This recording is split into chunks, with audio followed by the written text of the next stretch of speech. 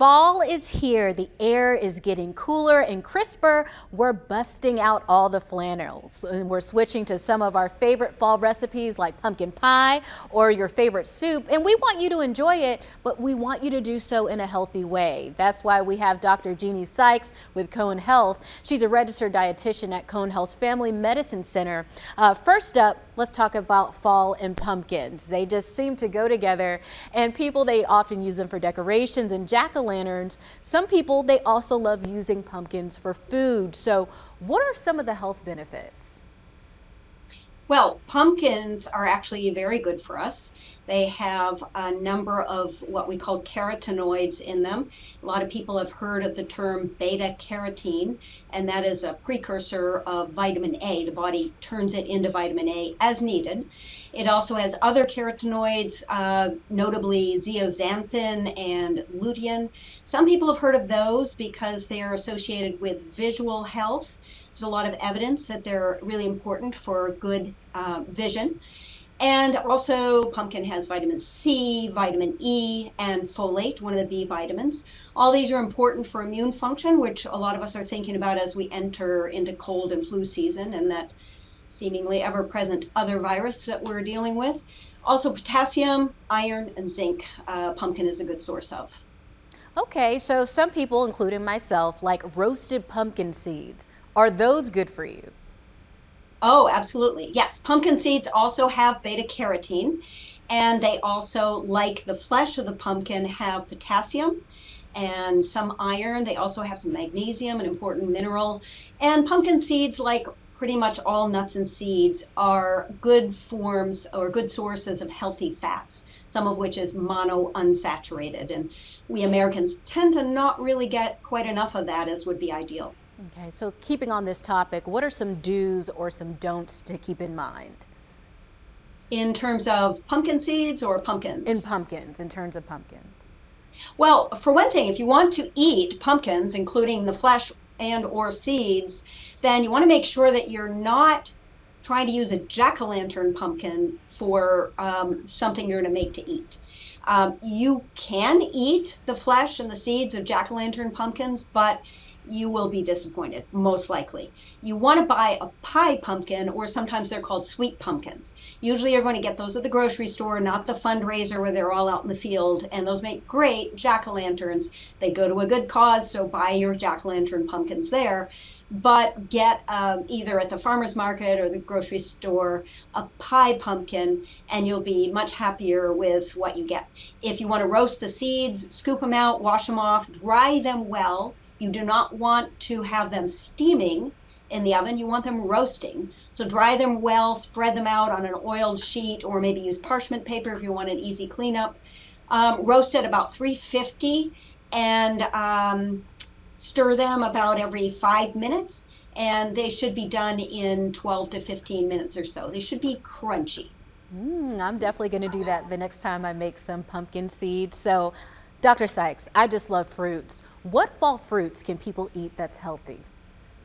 Oh, there are so many really great fruits. And a lot of people might not be aware that the Scuppernong grape, which is a type of muscadine, that is the state fruit of North Carolina.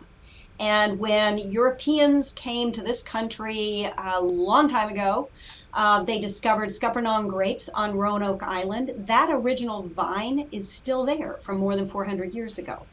So we should be proud of our Scuppernongs.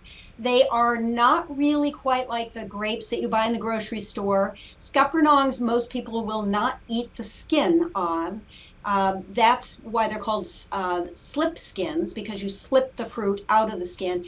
It's totally edible. You can eat it. It's just that it's quite tough. Most people would prefer not to. And of course, you're usually not going to eat the seeds of the Scuppernong. But like other grapes, it's a wonderful source of resveratrol, and that is a phytochemical. Phyto means plant in Greek, P-H-Y-T-O. These are substances found only in plant foods, and we now know probably not nearly enough of the thousands of phytochemicals in produce, but one of them we know a fair amount about, resveratrol, is a very potent antioxidant. Some people consider it an anti-aging substance, and we know that it's very good for us, and grapes are a source of that. Very, very interesting. So what about seasonal fall vegetables? Yes, again, like fruits, and I didn't mention, of course, all the wonderful apples we can get right out of our North Carolina mountains. But we have a number of vegetables as well that come that are harvested this time of year. So a lot of people might have an abundance of basil they've been growing. It's not a vegetable, but it's a wonderful herb that they might have more than they can use right now. Well, just freeze it. You'll have it to use all winter long. You can make some pesto or throw it in your favorite soups or, of course, spaghetti sauce. There's a dish that's really wonderful that I think is from Ireland originally. It's called Colcannon, Colcannon, and it's virtually mashed potatoes with steamed or boiled cabbage in it. And it's a really fun dish because it's a great way to enjoy probably an even healthier, much healthier version of mashed potatoes. So you mix the mashed potatoes, and when I make it, I use a combination of butter and olive oil instead of all butter. I use a lot of milk in it so that I can keep it moist without as much fat. And a really fun way to make it is to use purple cabbage and purple potatoes. And you have this lovely lavender dish that you put on the table, and you're going to find the kids will be eager to try that because it's so unusual. Making me hungry, giving me some ideas of what I plan to cook later on throughout the week. Well, thank you so much, Dr. Sykes. And that's just the beginning of our conversation about healthy fruits and vegetables for the fall. When we come back, we'll talk more about different recipes you can make and how to incorporate healthy foods into your diet. Stick with us. We'll be right back. And we are back with Dr. Jeannie Sykes with Cohen Health, and we've been discussing healthy options for the fall. So, Dr. Sykes, earlier we were talking about fall fruits. What are some healthy ways to use those fruits? Maybe some recipes you can give us some examples of. Well, I don't want to forget about just eating fresh fruit. It makes a great snack. It's easy, it's quick, it's affordable usually. So let's not forget that, especially those fall apples and pears. But also, you have the standard things like pies and cobblers and all those. I would encourage people to think about making some of those recipes with maybe not the usual amount of sugar.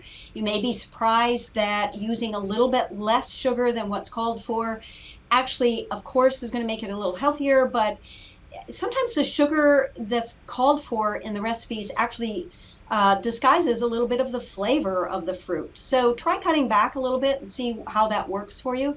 But then also think about one of my favorites, for example, is homemade applesauce.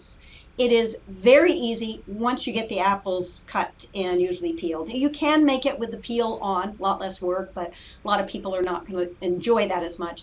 But plain homemade applesauce you can make with just apples, literally. You don't have to add apple juice, you don't have to add sugar, you don't have to even add water.